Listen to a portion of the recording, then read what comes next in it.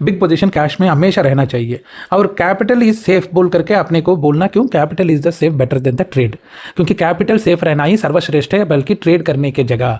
Trade जरूरी नहीं है हर बार सही चले, लॉजिक सब कुछ बैठ जाए तब जाकर के ट्रेड सही चले, किंतु कैपिटल को संभाल करके रखोगे वो सबसे बड़ा पोजीशन माना जाता है। इसलिए अपना कैपिटल को ढंग से संभालने का प्रयत्न पूरा करना चाहिए। और दूसरा, ये बहुत महत्वपूर्ण विषय है, ट्रेड के साथ बंद ही नहीं हो जाना चाहिए। ये कोई इमोशनली फीलिंग में फंसना नहीं चाहिए। अभी थोड़ा देर पहले बात करते वक्त भी बोला था ना, रोहिणी श्रवण हस्ता नक्षत्र वालों का भी बंधन ऐसे रहती है, इमोशनली अटैच हो जाते हैं। वो इंसानों के साथ होना चाहिए, बिजनेस में या किसी वस्तु के साथ ऐसे अटैचमेंट नहीं रहना चाहिए। यदि ट्रेड के साथ बंदी हो जाएंगे तो ट्रेड लॉस में होते हुए भी सेंटिमेंट है, मेरे को ये ट्रेड पक्का मिलेगा आता है। 100 रुपये में जो था एक कॉल ऑप्शन, जो 50 रुपये में आया और ऐड कर दिया, 25 रुपये में और ऐड कर दिया, 10 रुपये में आया, एवरेज करते करते और ज़्यादा ऐड कर दिया, ये सोच करके बैठा ताकि 20-25 रुपए तक भी आ जाएगा तो भी मेरा कैपिटल आ जाएगी, किंतु वो जब जरूरी नहीं है वो आ जाए। उसके साथ ऐसे बंधन का क्या जरूरत है, कोई बंधन होना ही नहीं चाहिए ऐसे। जब 50-100 में से 80 नीचे हो रही है तो बहुत बड़ा गुना है, वो तो 80 तक भी लाना ही नहीं चाहिए, सीधा 100 में है, 8 से 10 होते ही खत्म।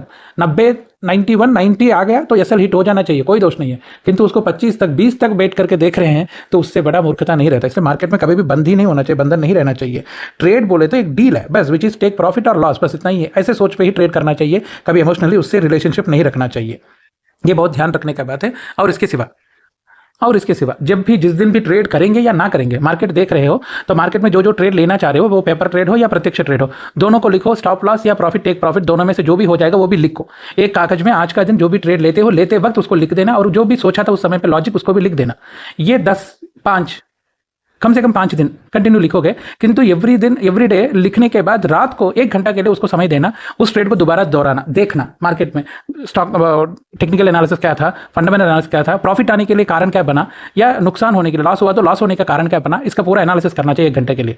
दिन में एक भी ट्रेड लोगे तो भी लिख के रखना है, 100 ट्रेड लोगे लिख के रखना है, किंतु 2 ट्रेड से ऊपर लेना है ना तो 5 साल का एक्सपीरियंस का बिना नहीं करना चाहिए मार्केट में, ये ध्यान रख लीजिए। कभी कभी 10-10 दिन तक हम ट्रेड लेते ही नहीं है, एक दिन लेते हैं जो कि ढंग का होता है, तब तक कंट्रोल करके रखना बहुत कठिन होती है, फिर भी कोशिश अनुभव से आ जाती है। इसलिए आप लोग भी मार्केट में ध्यान रखना, जब भी ट्रेड का विषय हो तो ये सब छोटा छोटा चीज़ें हैं, किंतु इन सबको पॉइंट वाइज लिख के रखोगे तो मार्केट में अच्छा भविष्य प्राप्त होगा, अच्छा कमाई रहेगी, सुख समृद्धि का जीवन रहेगी। जय गुरुदेव दत्ता।